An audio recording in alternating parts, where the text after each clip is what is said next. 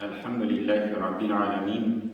Vessalatu vesselamu ala Resulih Muhammedin ve ala alihi ve ashabihi ecma'in.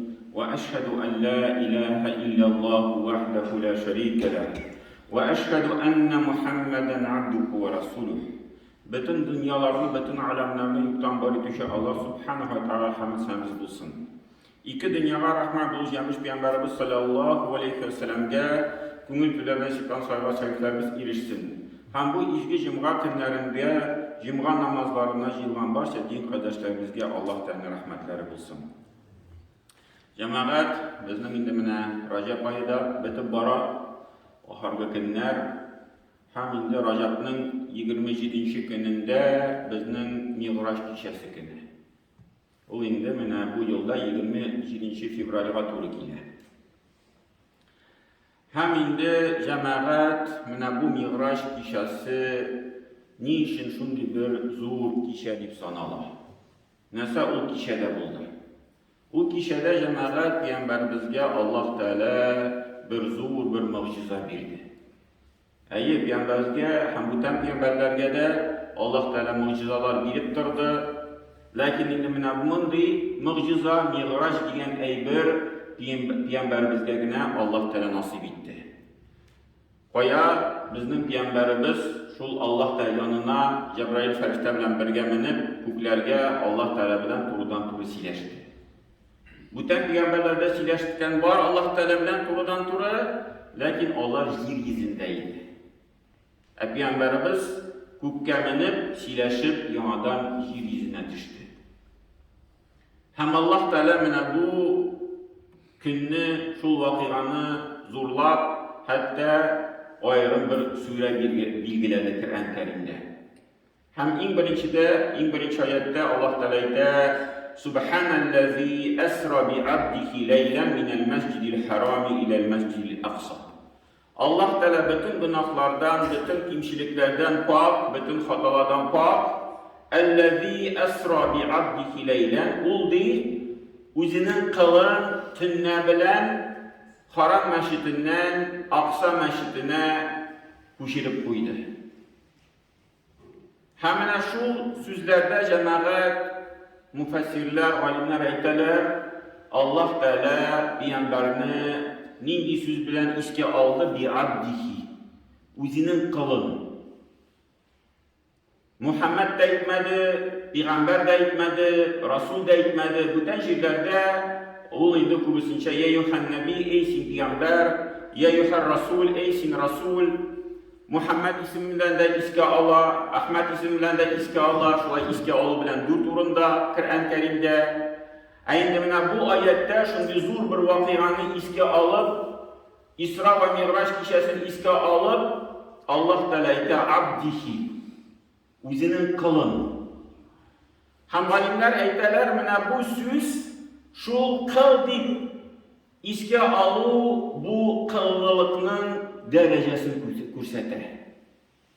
Bu bizga musulmonlarga bir ko'rsatkich bo'lib tura, biz tegin ishi g'ibatga qarorga tegish. Ham Peygamberimizning asıl sıfatı g'ibatlik, Allah Teala'ga bo'ysunu, ham bizning de şul asıl sıfat bo'lirga tegish. Hemşik bina Allah Teala Peygamberimizni sallallahu aleyhi ve sellem'ni ko'tardi, tan bilan, jon bilan ko'kka. Şulay cemaat biz g'ibatni qilib da Allah Teala'ga yaqinlay olamiz. Ham shuning davomi bo'lib biz ko'ramiz, Mi'raj kechasida Allah Teala nasa farz qildi bizga? Namoz farz qildi. Aytdi namozni o'qig'iz, namazını tırgızınız ve aqimus salat Allah Teala aytib tura Kur'anda. Aqimu tırgızınız. O'qig'izna tugil, ishlaringizna tugil, tırgızınız ama. İhtibar etib, vaqtni belgilab, bitinsin o'rinna yetkirib, namozni o'tagiz degan so'z u.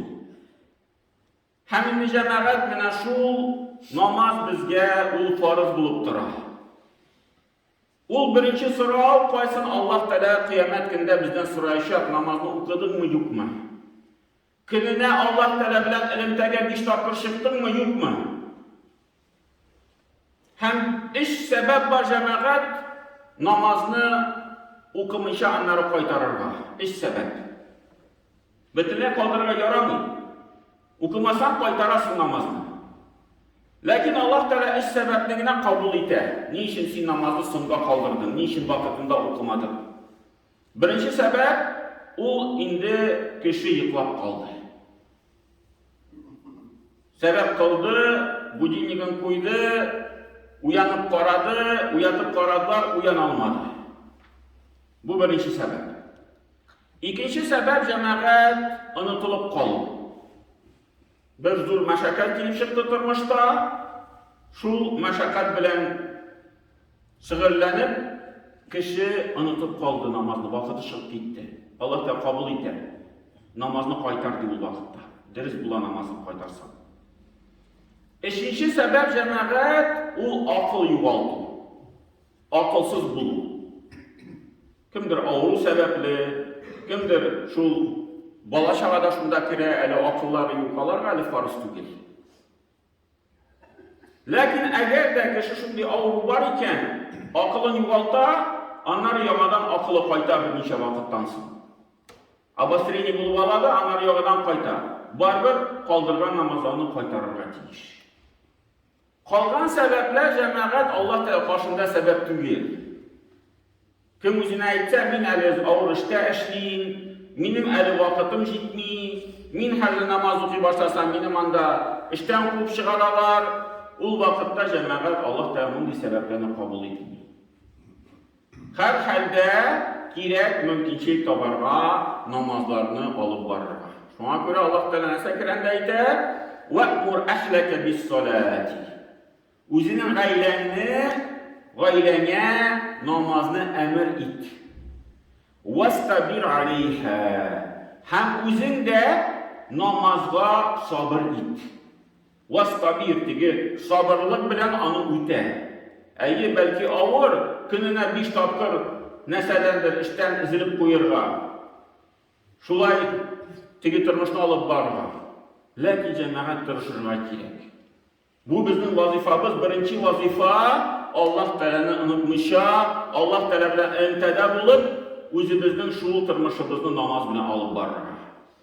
Eğer de biz cemaat namaz bilen tırmışımızını alıp barmıyız, demek bizim bir neçə vakittan sonra kalgan yaklarımızda aksi başlayır dinimizde. Günahlar yağından, kimçilikler yağından, şu izgiliklerini kaldırı yağından, ekirin yine bizni şeytan alıp gitti şu turu yolda. Namaz şulay bir sebep kişiye şu turu yolda verip bulurga. Hem şunun misalın münenişip Allah Teala'nın dinini tutarga gerek, şulay İsra ve Mi'raç kişisinde bizge Peygamberimiz silep koya. Mindi Cebrail bilen kökke minip barganda bir zaman vik yaxşı huş sizip koydum dey. Şunda yanımda bulan Cebrail'den sıradım, bu nindi şundi temini huş isler kiledi. Şunda Cebrail cevap verdi, bu di is məşidetu biddu Fir'an. Kim o? O di is Firavun'un kızının şeş taravşı hatın kızının isi. Hem anın bağlarının. Şunda Peygamberimiz sallallahu aleyhi ve sellem aptırap sıradı məşəkmuhə. Anın ni sebep şunlu anın iş şıradı. Nindi iş kıldı, Allah Teala'nı şulay zurladı, hatta mine şul yolda cennet yolunda barganda anın isi sizilip durar. Hem şunda Cebrail ferişte marsilep gitti. Firavun'un kızının şeş taravşı hatın kız var dedi. Hem kızının şu şeşin tarağında tarağı düşüp gitti idenge. Tarağın alganda Bismillah deyip aldı tarağı. Şunda Firavun kıza etti, senin elle başka ilah var, benim etiden başka. Şunda bu hatın kıza etti, benim ilahım, senin etinin ilahım bir. Bu Allah Teala. Şunda Firavun'un kıza etti, min etime haber eten bu sözün turunda. Hem bu hatın kıza etti, haber etti. Kızı barganda Firavun'a silegen etisine. Mine şundi hatın kız, şeşmi taravşı, ул менә шундый сүз әйтте. Шунда Фиргавн бу хатын кызны чакырды да һәм әйтте: "Син ди мине илаһ итеп танысыңмы, юкмы?" Бу хатын әйтте: "Юк, Аллаһ Тәгалә минем илаһым. Мин Аллаһ Тәгаләгә ышанам." Бу сүздән кайтасыңмы, юкмы? Юк, кайтмыйм ди. Алайса Фиргавн әйтте нәрсә?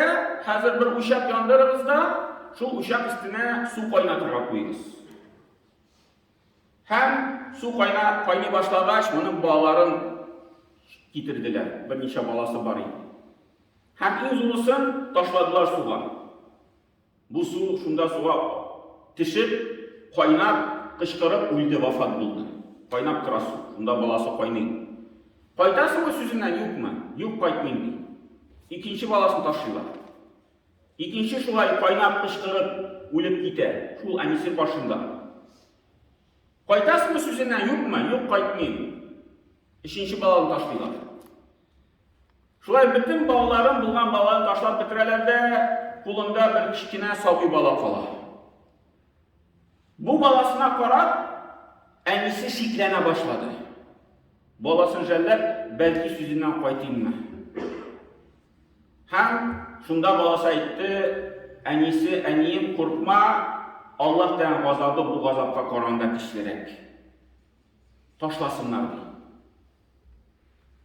Һәм шунда бу әни кеше әйтте: "Минем бер үтенечем бар" ди Фиргавнга.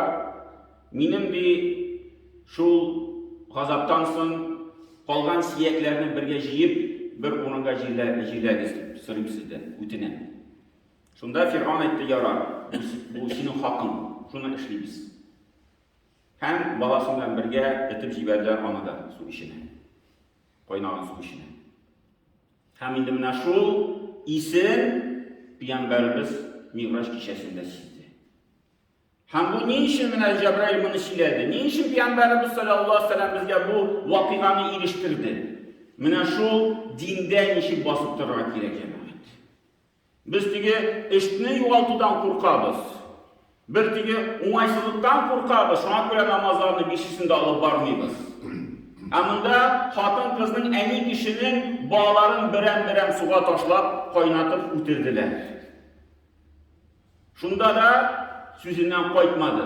Аллаһ Тәгалә ышанам, Аллаһ Тәгалә бер, Аллаһ Тәгаләгә гыйбадәт кылам дип.